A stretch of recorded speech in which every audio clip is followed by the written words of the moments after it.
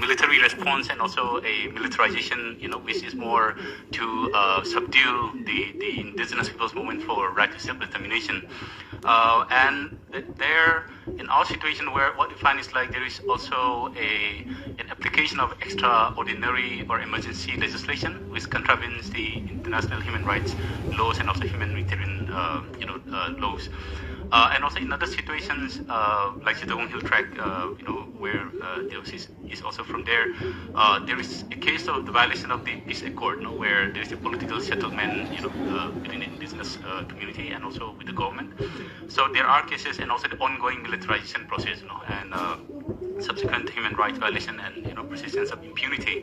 So those are the violation that comes up from the emergency legislation, extraordinary legislation that derogate the non-derogable right to life, And in our context, we have an act called the Armed Forces Special Powers Act of 1958, which allows full-scale deployment of the Indian Army in indigenous territory, and which led to extensive militarization. And when you have an extensive militarization in indigenous community, it led to so many impacts. It's not just about the civil right violation of targeting the right to life or extrajudicial execution, but then it also led to intrusion into the community fabric of and also the violation of the cultural right, and also have an impact on the rights of women, children, youth, So it's a multiplying impact.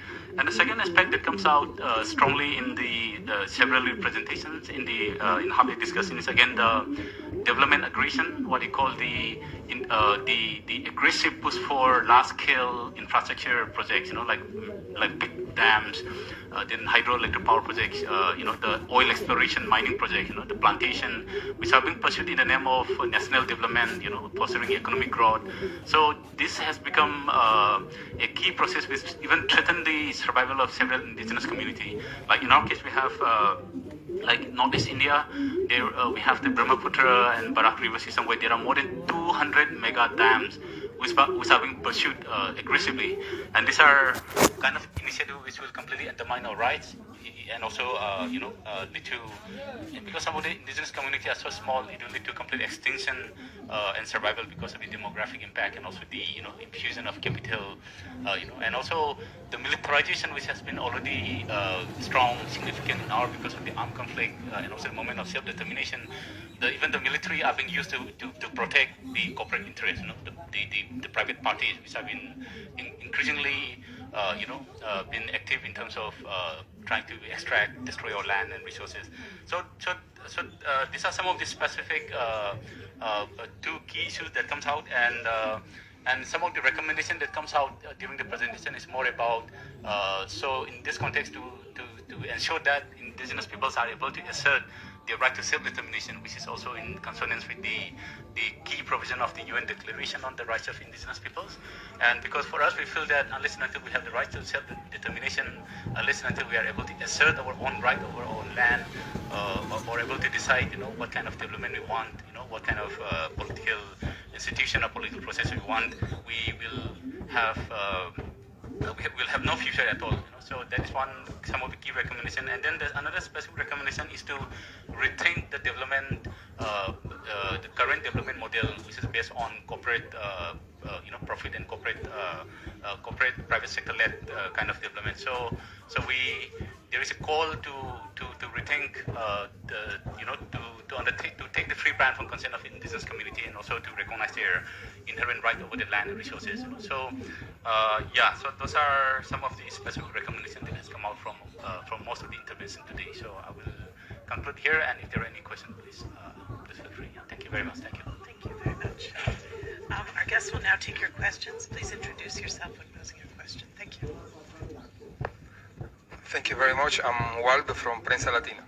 I have two questions. First one, we share your expectation concerning the meeting that is taking place right now here at UN headquarters. And the second one concerning the post-2015 development agenda. I want to know, do you believe that indigenous issues should be included as priority, and how can it help to change your current problems? Thank you very much. Thank you. Thank you very much for the question. I'll tackle the second question that you raised.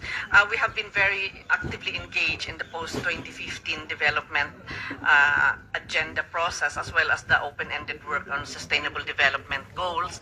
And we have actively put into the table and talked to the governments about the need to really ensure that human rights-based approach can really be reaffirmed in the post-2015 development goals, and that when we supported all the different items, but we specifically identified targets and indicators that are relevant for indigenous people. So for instance, in the poverty theme, eradication of poverty, we specifically stated that we need to redefine also poverty, not just to be defined in terms of dollars, $1 per day or $2 per day, but really how the well-being of indigenous peoples in terms of their sustainable livelihoods being supported, as well as in terms of their cultures and traditional knowledge systems being reinforced. We think that the post-2015 development agenda is going to be meaningful for us. It will be relevant for us if it really truly reflects the need to respect our rights enshrined in the UN Declaration on the Rights of Indigenous Peoples, and affirms and really strengthens the systems, our governance systems, as well as our traditional knowledge systems, which has allowed us to continue saving the remaining ecosystems in this world. We believe that we have a contribution to make, and the UN and the dominant society will really lose a lot if they don't look at these contributions and give the necessary support for these contributions to be further strengthened. Mr. Roy. Well, add a few points on the post-2015 development agenda and then move on to the expectations of it. Yes, absolutely agree with Vicky that this $1, $1.50, whatever, doesn't make sense in many remote communities. Once when our former member of parliament and we visited an area affected by food scarcity, and he gave some money, and the headman was saying, "Sir, thank you very much, we cannot eat money."